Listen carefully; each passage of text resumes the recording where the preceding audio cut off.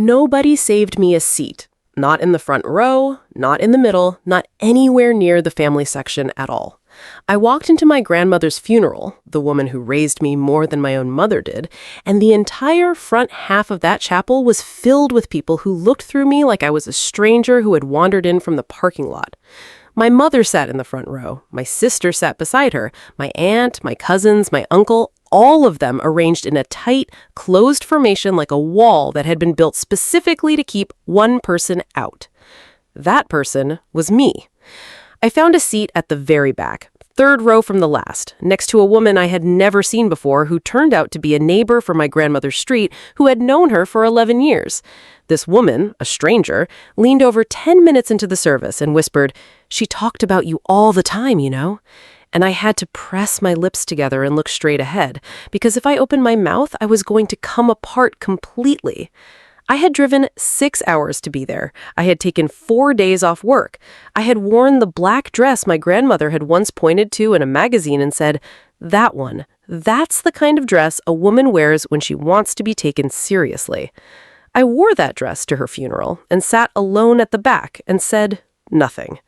And then, about 40 minutes into the service, the funeral director dimmed the lights, and my grandmother's face appeared on the screen at the front of the chapel, and everything that had been carefully arranged and controlled and curated by my family for the past 4 days, everything they had built to keep me out of the frame, came undone.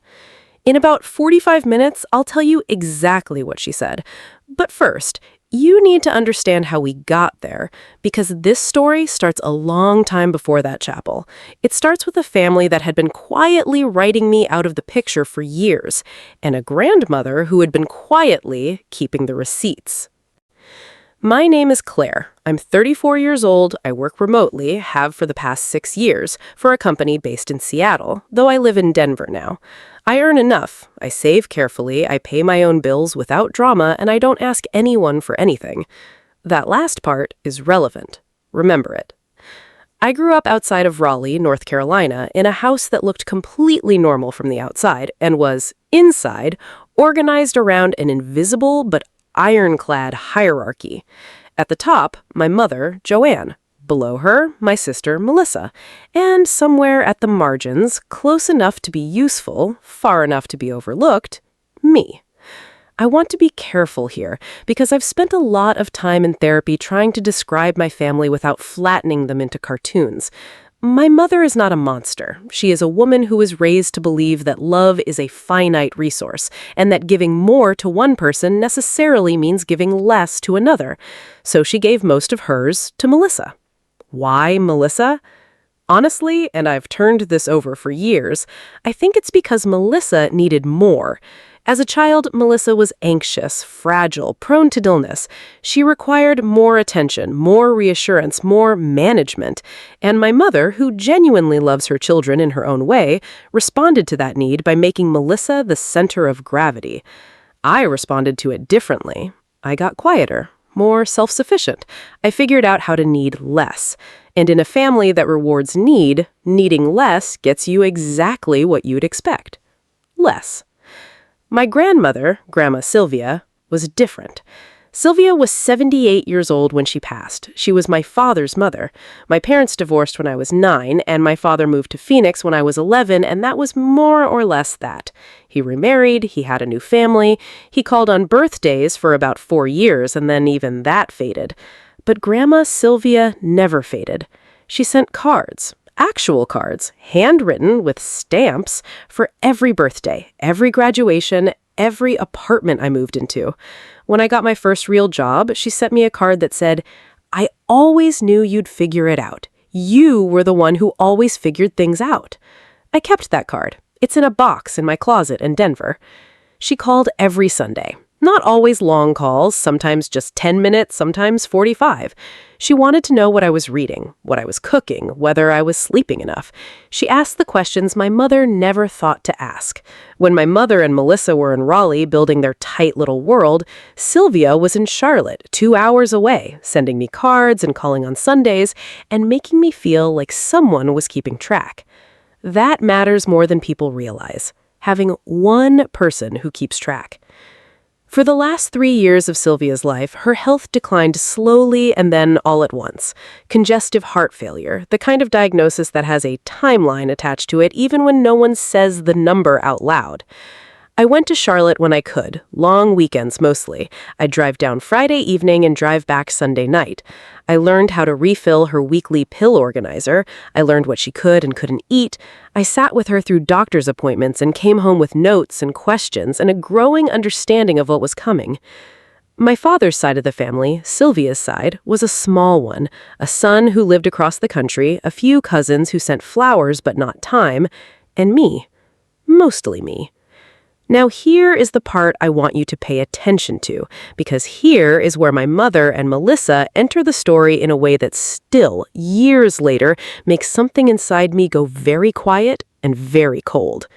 When Sylvia's condition became serious, when it became clear that we were no longer managing a chronic illness, but actively walking towards the end, my mother and Melissa showed up. Not to help. Or not primarily to help, they showed up to be seen helping.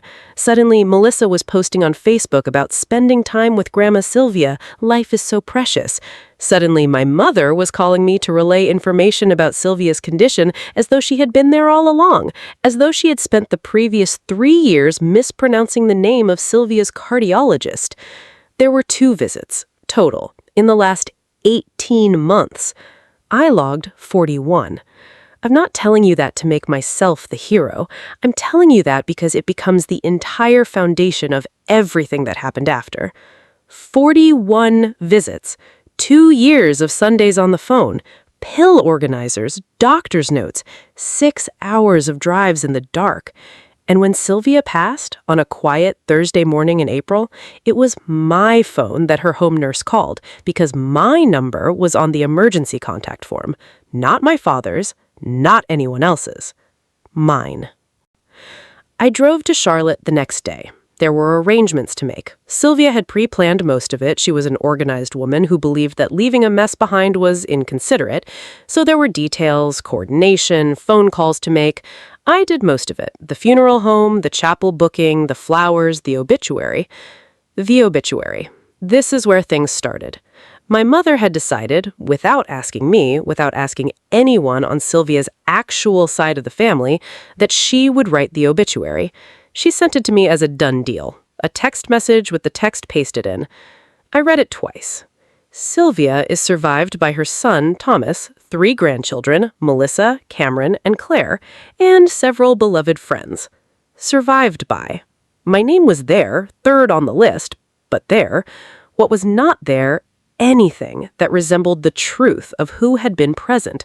No mention of the Thursday calls, no mention of the 41 visits, 3 grandchildren listed in a row like interchangeable facts. I said nothing. I made one small correction, a misspelling of Sylvia's middle name, and sent it back. The funeral was scheduled for Saturday. On Wednesday evening, my mother called to discuss the service. "We're keeping it simple," she said. "Chapel service, maybe 40 minutes, a few hymns, and Pastor Williams will say a few words. And we thought Melissa would speak." Melissa would speak? She's very close to Grandma Sylvia. I held the phone. Melissa had been to Charlotte twice in 18 months. "I was going to say something too," I said. "I'd been thinking about it." Pause.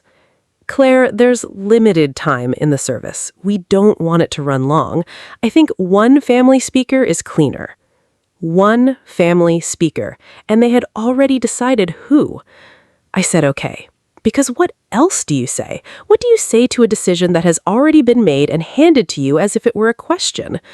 I said okay, and I hung up and I sat in Sylvia's kitchen, the kitchen where I made her scrambled eggs on maybe 30 different Saturday mornings, and I looked at the magnets on her refrigerator and the little ceramic rooster she kept on the windsill and thought, she would have had something to say about this. On Friday evening, the night before the funeral, there was a small family gathering at my aunt's house. Dinner, essentially, a chance to be together before the service. I was not told about it. I found out because I texted my cousin Cameron to ask what time everyone was arriving at the chapel the next morning, and she responded, "Oh, are you coming to Aunt Janet's tonight?" I was not coming to Aunt Janet's tonight because I had not been invited. I drove to a diner 2 miles from my hotel and ate a grilled cheese sandwich alone at a booth by the window and watched it get dark outside and thought, this is how they do it. Not in one dramatic moment, in 100 small absences, an obituary that flattens you, a service slot that goes to someone else, a dinner that happens without you. 100 small absences, until you start to believe you're the one who doesn't belong. I went back to my hotel. I set my alarm. I wore my grandmother's dress. The chapel was a small white building on a quiet street in Charlotte that Sylvia had attended for 30 years. There were maybe 80 people inside when I arrived. I walked in at 12:50. The service started at 1. The front 3 rows were already full. My mother, Melissa, my Aunt Janet, my Uncle Roy, cousins, family friends who somehow had been more deeply looped in than I was. I stood at the back of the center aisle for a moment. My mother saw me. She made eye contact. She turned back to the front. She did not wave. She did not gesture to an empty seat. She did not stand up and say, "Claire, come sit with us." She turned back to the front. My Aunt Janet saw me a second later. She gave me a small, polite smile, the kind you give to someone you recognize but can't quite place, and turned away. I found a seat in the 3rd row from the back. The woman beside me, the neighbor, Margaret, who had known Sylvia for 11 years, introduced herself quietly. We shook hands. She had a program in her lap and an expression of genuine grief, and I liked her immediately. The service began. Pastor Williams spoke for 15 minutes. He was warm and unhurried and clearly knew Sylvia well, and I was grateful for that. He talked about her laugh, about the way she kept hard candy in a bowl by the door for the children who came to church with their parents, about her stubbornness, which he called a strong sense of what was right, which made people chuckle. Then Melissa walked to the podium. Melissa is 2 years younger than me. She is pretty and well-spoken and has my mother's ability to perform warmth convincingly in public settings. She spoke for 6 minutes. She talked about Sylvia's cooking, about holiday dinners, about a specific Christmas when Sylvia had let Melissa stay up late to watch an old movie. All of it was true, I'm sure. All of it was also carefully selected. She did not mention that the last time she had visited Sylvia, Sylvia had asked me afterward, "Does Melissa seem all right to you? She seemed distracted." She did not mention the pill organizer or the cardiologist or any Thursday at all. She talked about Christmas, and then she sat down. And the congregation applauded, and my mother reached over and squeezed Melissa's hand, and I sat in the 3rd row from the back and looked at the front of the chapel where Sylvia's photograph, a good one from maybe 15 years ago, her smile still full and easy, was propped on an easel. Looked at that photograph, and I thought, she knew. She knew exactly what this family was. She saw it clearly. She saw me clearly. The funeral director stepped to the podium. "Before we close," he said, "Mrs. Whitmore had one request she made specifically to our staff when she pre-arranged this service. She prepared a brief video tribute, and she asked that it be played at the end of the service for everyone present." I went very still. I had not known about a video. My mother, I could see from the back, had also gone still. She turned to Melissa. Melissa shook her head slightly. She didn't know either. Nobody knew. Sylvia arranged it herself with the funeral home without telling anyone. The lights dimmed. And this is the moment, right here. Sylvia's face came up on the screen. Not the photograph from the easel, but a video. She was sitting in her armchair, the one by the window in her living room, the one I had sat beside on 41 weekends. She was in a blue cardigan, and she was looking directly into the camera, and she looked like herself. Steady, clear, entirely in possession of everything she wanted to say. And the entire chapel went completely silent. But before I tell you what she said, I need to ask you something first. If this story is touching something real, if you've ever been the one at the back of the room, when you should have been at the front, the one who was overlooked when you did the most, the one who kept showing up even when nobody was keeping score, hit subscribe right now before you do anything else. I make stories like this every single week about family, about being seen, about what it costs to keep giving to people who keep looking past you. Subscribe and then come back, because what my grandmother said on that screen in front of 80 people, including my mother and my sister, who had decided I didn't need a seat or a speaking slot or a dinner invitation changed everything. The video was 4 minutes and 12 seconds long. I know that because I asked the funeral director for a copy afterward, and when he sent it to me, the timestamp was there in the corner. 4 minutes, 12 seconds. She had recorded it 18 months before she passed. She started by saying hello to the room. She thanked Pastor Williams. She thanked her friends who had come. She said she had lived a long and full life and that she did not want anyone to grieve too hard because she had gotten more than her share. And then she said, "I want to use whatever time I have here to say something I should have said out loud more often, because I've spent too many years watching someone do things quietly and get nothing back for it. And I am not going to leave this earth without saying it on the record." She paused. She looked into the camera. "Claire, just my name. The way she said it. You were there every time. You drove 6 hours in the dark and you never once complained about it. You learned the names of every medication. You came to appointments where the news was not good, and you sat beside me and held my hand and didn't look away. You called every Sunday. You always called back." She stopped, took a slow breath. "I know this family can be complicated. I know some people got more room than others. I have watched that my whole life, and I am sorry I didn't say more about it while I could still say it in person. But I am saying it now, in front of everybody,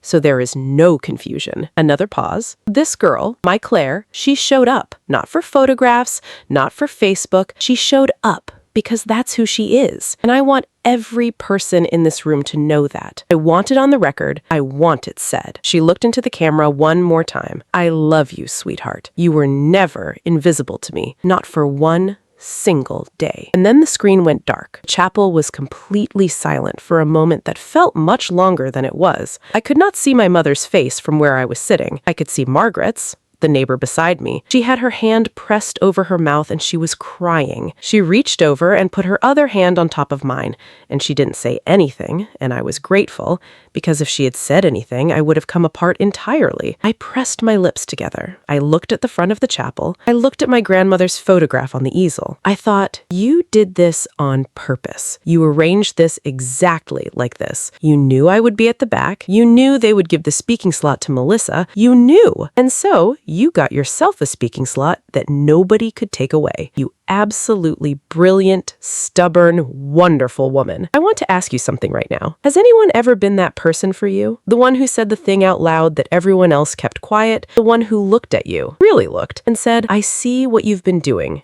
and I want the record to show it." Wrap it in the comments. Tell me who that person was. I read every single one. The service closed about 8 minutes after the video ended. Pastor Williams said a closing prayer. There was a final hymn. People began to stand and gather their coats and move toward the doors. I stayed seated. Not out of drama. I genuinely could not trust my legs yet. Margaret stayed with me. She asked if I needed anything. I said I was fine. She squeezed my hand one more time and left me her phone number on the back of her program, which I still have. People filed out. I watched them. My mother passed me in the aisle. She was walking with Melissa. She looked at me. Not the look from before, not the look-through look, a different one. Something I couldn't read. Complicated and quick. And then gone. She kept walking. She did not stop. She did not say anything. She walked past me and out the door. I sat in that chapel for another 10 minutes until it was mostly empty.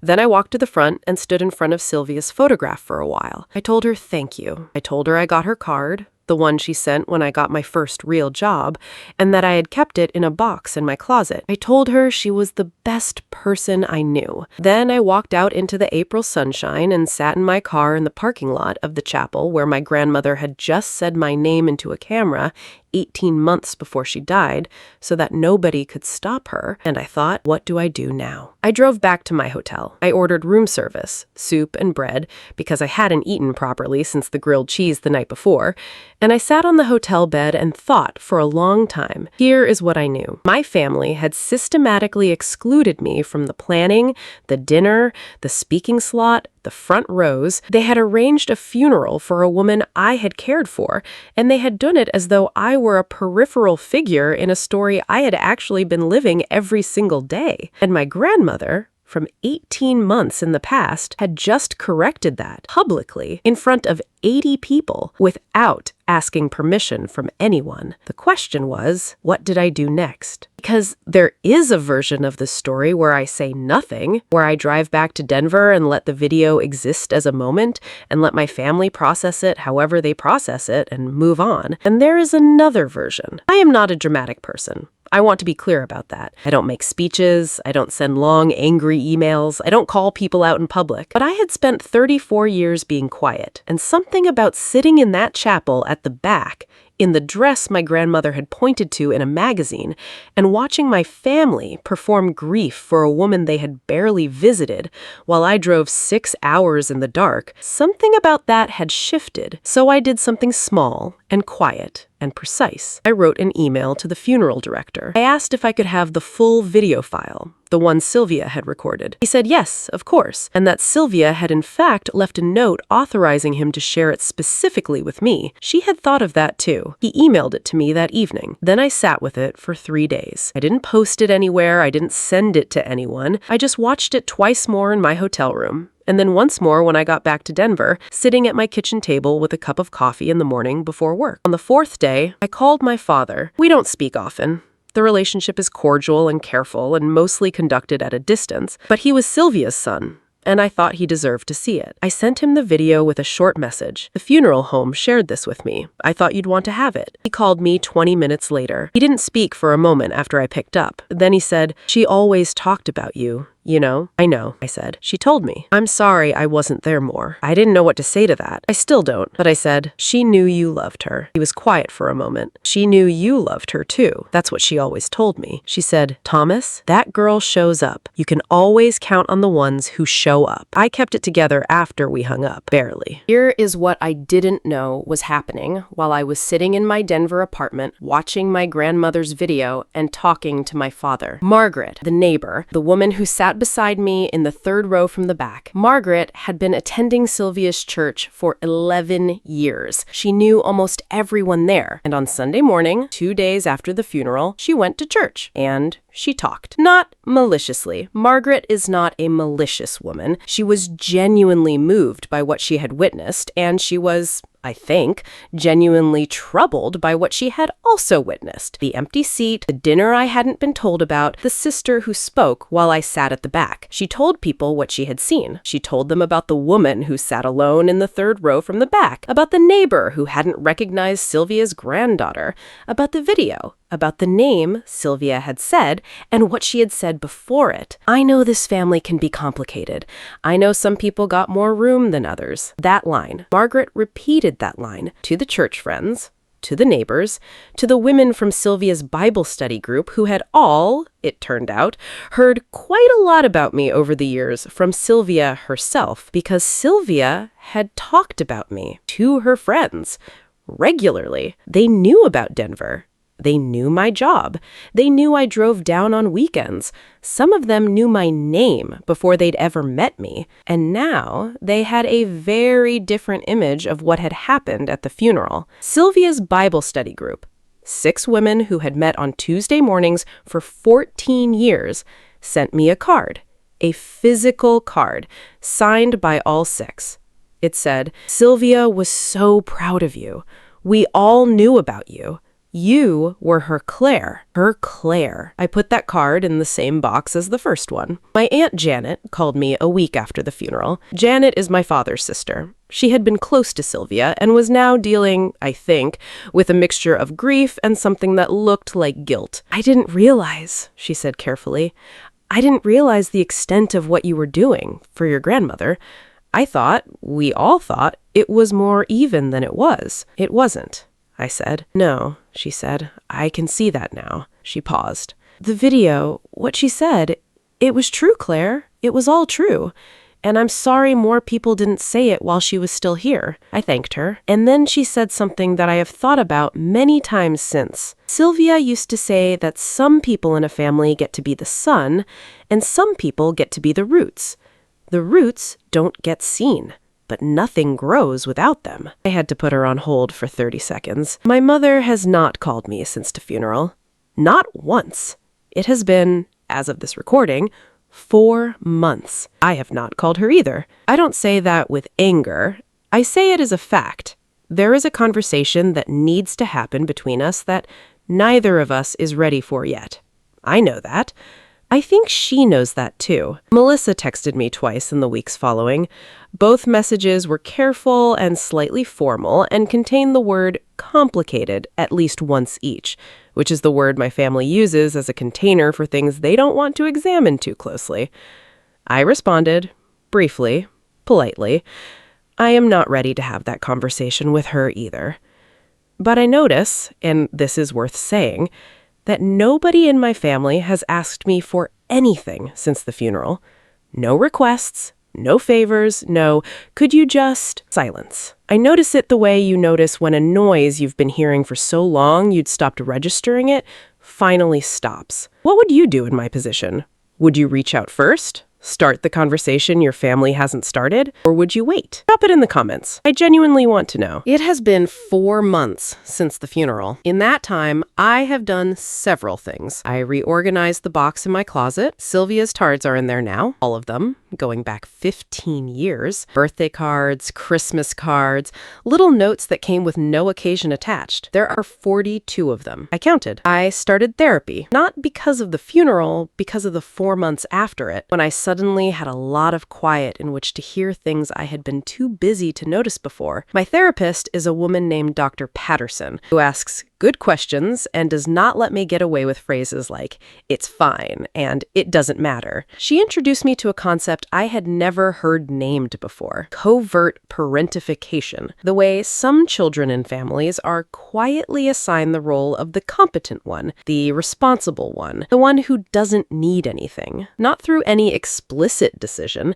but through 1,000 small moments of differential attention. You get less because you seem to need less, and eventually you actually need less because you've learned not to. I had been needing less for 34 years. I was very good at it. Dr. Patterson and I are working on that. I have also been in touch with my father more regularly. Not dramatically. We are not suddenly close in a Hollywood movie way, but he texted me last month on a random Tuesday just to ask how I was doing. Not my birthday, not a holiday, just a Tuesday. I stared at that text for a while. Then I texted back, and we talked on the phone for 40 minutes about nothing in particular, and it was the most normal conversation I think we've ever had. Sylvia would have loved that. I want to tell you something before we close. If you have been listening to this story and recognizing pieces of it, if you are the one who drives 6 hours in the dark, who learns the medication names, who sits in the 3rd row from the back, I want to say something directly to you. What you are doing is not invisible.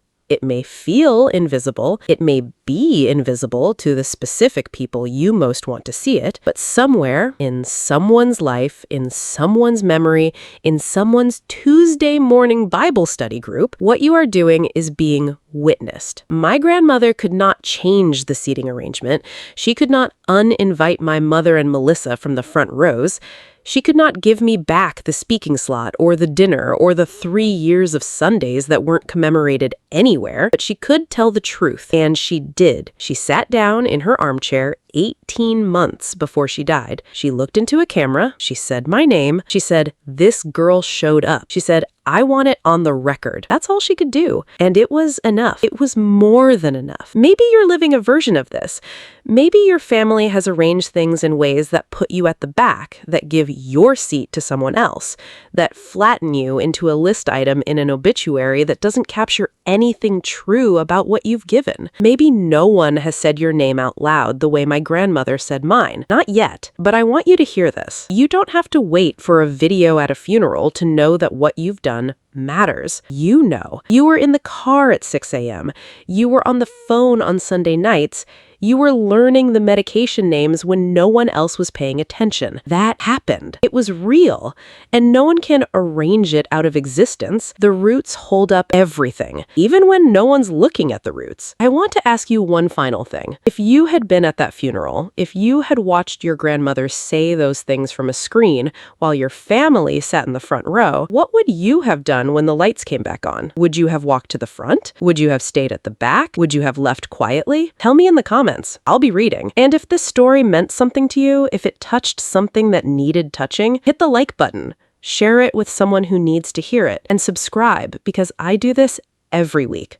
I sit down and I tell the truth about families and money and love and the quiet cost of being the responsible one. And I think the people who need these stories most are the ones who almost never go looking for them. Maybe that's you. If it is, I'll be here, same time next week.